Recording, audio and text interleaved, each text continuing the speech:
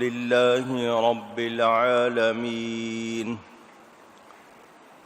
والعاقبة للمتقين والصلاة والسلام على رسوله سيد المرسلين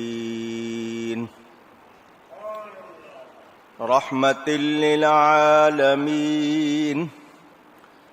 شفيع المذنبين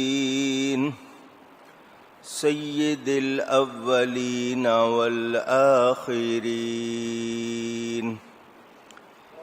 سيدنا ومولانا محمد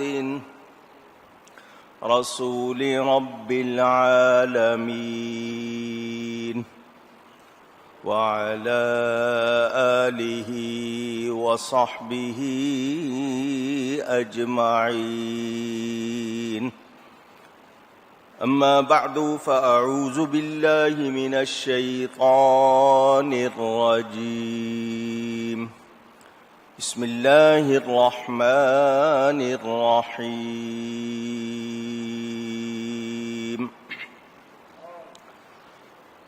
أرأيت من اتخذ إلهه هواه أفأنت تكون عليه وكيلا أم تحسب أن أكثرهم يسمعون أو يعقلون إن هم إلا كالأنعام بل هم أضل سبيلا صدق الله العلی العظیم۔ محبت کے ساتھ ایک مرتبہ دروشی پڑھ لیجئے۔ اللہم صلی علی سیدنا و مولانا محمد معدن الجود والکرم وآلہ وصحبہ وبارک وسلم۔ الصلاة والسلام علیک یا رسول اللہ، الصلاة والسلام عليك يا حبيب الله، الصلاة والسلام عليك يا رحمة للعالمين وعلى آلك وأصحابك يا شفیع المذنبین۔ حمد و صلات کے بعد قرآن کریم کی سورۃ الفرقان کی تفسیر کا بیان آپ سن رہے ہیں۔ گزشتہ جمعے خلیفہ رسول امیر المومنین سیدنا ابو بکر الصدیق رضی اللہ تعالی عنہ کے یوم وصال کے موقع پر ان کے حوالے سے بیان ہوا تھا۔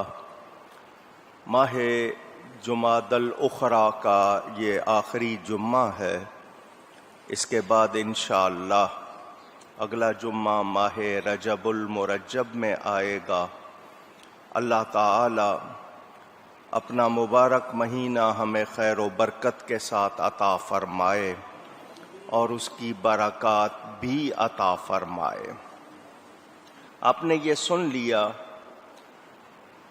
کہ قرآن نے ہمیں کہا، اے محبوب کیا تم نے اسے دیکھا جس نے اپنے جی کی خواہش کو اپنا خدا بنا لیا، تو کیا تم اس کی نگہبانی کا ذمہ لوگے؟ یا یہ سمجھتے ہو کہ ان میں بہت کچھ سنتے یا سمجھتے ہیں؟ وہ تو نہیں مگر جیسے جانور، بلکہ ان سے بھی بدتر گمراہ۔ اس حوالے سے آپ کو یہ بتایا تھا کہ خواہشات کا ہونا برا نہیں ہے، بری خواہشات میں اپنے آپ کو گم کر دینا اور خواہشات کی جو بھی غلط ہوں ان کی تکمیل میں، پورا کرنے میں لگ جانا، ہمیں خواہشات کی تہذیب کرنی چاہیے، اپنے نفس پر قابو پانا چاہیے، اور یہ بھی بتایا تھا کہ اگر آپ اس نفس کو قابو نہیں کریں گے تو یہ آپ کو اپنے قابو میں کر لے گا، اور پھر اپنی جو بھی اس کی خواہشات کے جو بھی بہاؤ ہوگا اس میں آپ کو بہا دے گا۔ کچھ خواہشات بہت پیاری ہو جاتی ہیں، محبوب ہو جاتی ہیں، مرغوب ہو جاتی ہیں، ان کے لیے آپ جو بھی جتن کرنا پڑے کرتے ہیں، مگر اس کو پہلے تول لیں، پرکھ لیں، پنپ لیں کہ کیا وہ خواہش اچھی ہے۔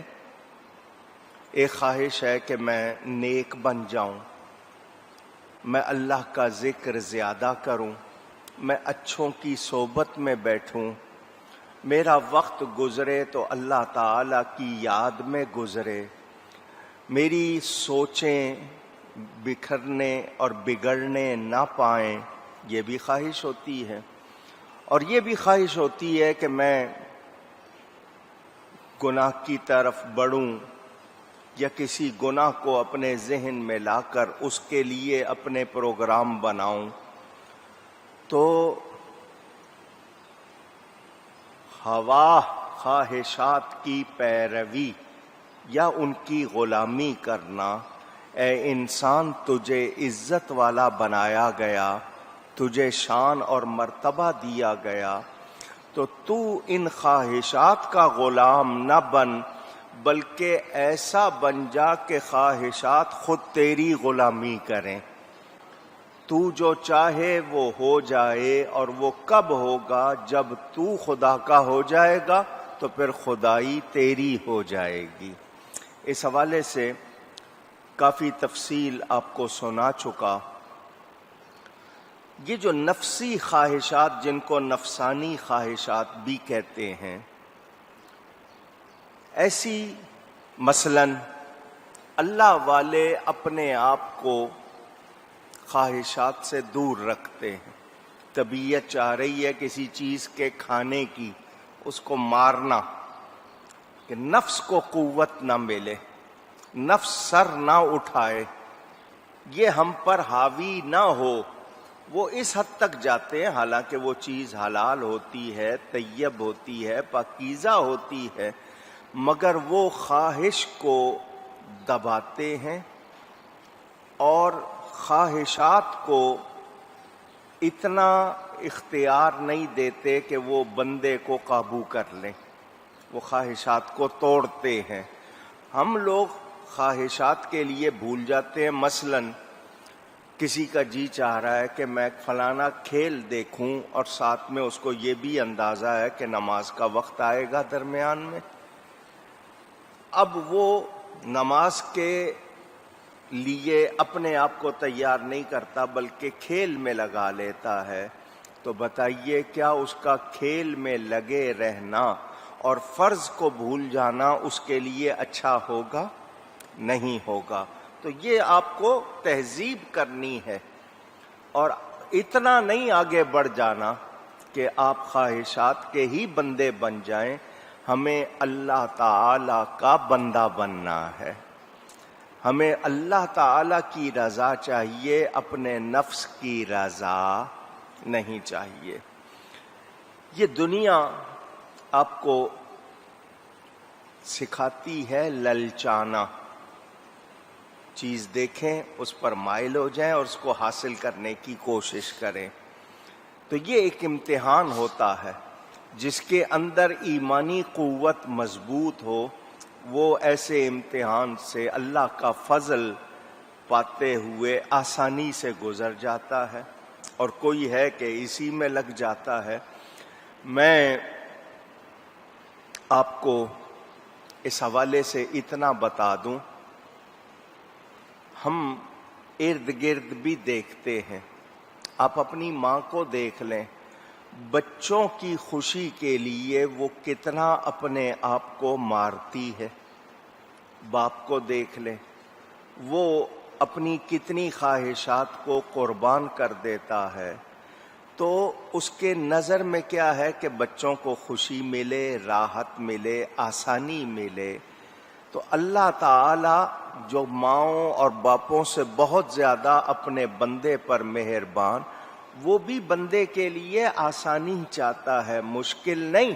لیکن بندے اپنے لیے خود مشکل کر لیتے ہیں، اور ایسی مشکل کر لیتے ہیں کہ پھر ان کے لیے ایک طرف وبال بھی ہوتا ہے، گناہ بھی ہوتا ہے. تو ہمیں اس حوالے سے سمجھنا ہوگا.